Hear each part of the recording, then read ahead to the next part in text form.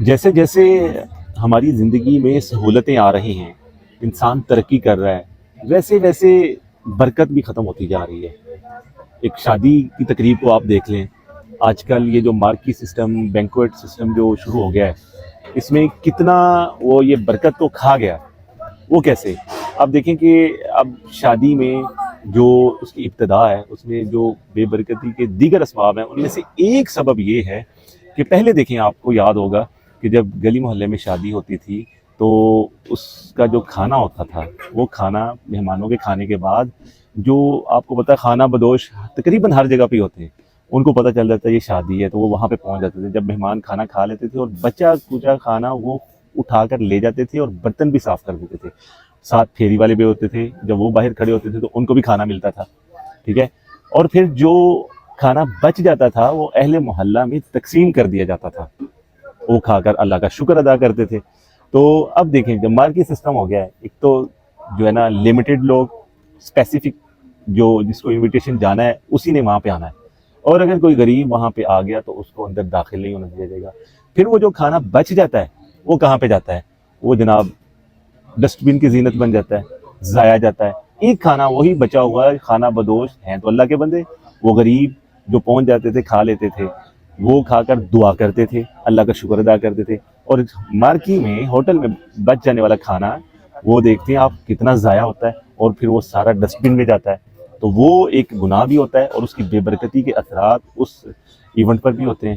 تو اس جو چیز نے جو ہے نا وہ سارا ایک نظام برکت والا وہ ختم کر دیا، جس کی وجہ سے یہ بے برکتی ہمیں اب نظر بھی آتی ہے، یہ کلیشز کی صورت میں، فیملی میٹرز میں۔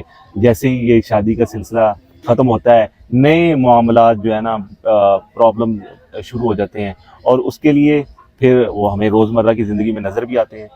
یہ ڈائیورس ریٹ آپ دیکھ لیں، اس کی ریشو کتنی اب بڑھ چکی ہے، تو چونکہ ہم نے ان چیزوں کو اگنور کر دیا، نظر انداز کر دیا، اور اس کا نتیجہ بھی ہم بھگت رہے ہیں۔ تو یہ ابھی بھی پی ایچ اے نے بڑا اچھا سسٹم شروع کیا ہے، جس میں آپ جو ہے نا پارکس میں یہ کام ہو سکتا ہے، خود مینیج کر سکتے ہیں، کھانا بھی اچھا اور اکنامیکل بھی ہو جاتا ہے ایز کمپیئر ٹو ہوٹل۔ وہاں آپ کو لمیٹڈ اور جتنا آپ نے وہ کرنا ہے کاؤنٹڈ چیزیں ہونی ہیں، تو انسان پھر اس میں بچت کی کوشش کر رہا ہوتا ہے۔ تو یہ ایک پوائنٹ ہے میری نظر میں، آپ اس میں دیکھ سکتے ہیں کہ اس میں کس حد تک جو ہے نا یہ چیز میٹر کر رہی ہے آج کے دن میں۔ تو یہ تو ایک سوشل اسپیکٹ تھا، اور دوسرا جو اسپیکٹ، جو مین بیسک اسپیکٹ، وہ یہ ہے کہ نبی پاک صلی اللہ علیہ وسلم نے فرمایا بدترین ہے وہ دعوت ولیمہ جس میں غریبوں کو حصہ نہ ملے۔ تو اب کیا ہوتا ہے مارکی میں اور جو ہوٹل کا جو سسٹم ہوتا ہے، غریب کو تو قریب تک نہیں لگنے دیتے ہم، تو وہاں پہ پھر وہ اس کو کیسے ملے گا یہ سارا کچھ؟ تو وہ دعوت تو پھر وہ دعوت ولیمہ نہ رہی، وہ تو بدترین دعوت بن گئی۔ اس کے کھانے والے، اس کا انتظام کرنے والے، ان سب کے اثرات ان پر بھی آنے۔ پھر سوسائٹی ایز ہول سوسائٹی دیکھیں تو اس کے اثرات ہمارے معاشرے پر بھی آ رہے ہیں، ہمارے گھروں پر بھی آ رہے ہیں، اور ہم بھگت بھی رہے ہیں۔ تو ہمیں اس چیز کو اگر ٹھیک کرنا ہے، درست سمت پر لے کر جانا ہے، تو ہمیں according to the Islamic point of view جو ہے، اکارڈنگ ٹو دی اسلام، ہمیں اپنے پیارے آقا صلی اللہ علیہ وسلم کی تعلیمات کے مطابق اس کو کرنا ہوگا، تو پھر برکت ہی برکت ہوگی۔ باقی ناچ گانا یہ وہ ساری چیزیں تو ایڈیشنل ہیں ہی ہیں جو آج کل شادی میں چلتی ہیں، جو بے برکتی کا جو ہے نا فاؤنڈیشن میں یہ ساری چیزیں جب آ جاتی ہیں تو پھر وہ فاؤنڈیشن کیسے برکت والی ہوگی۔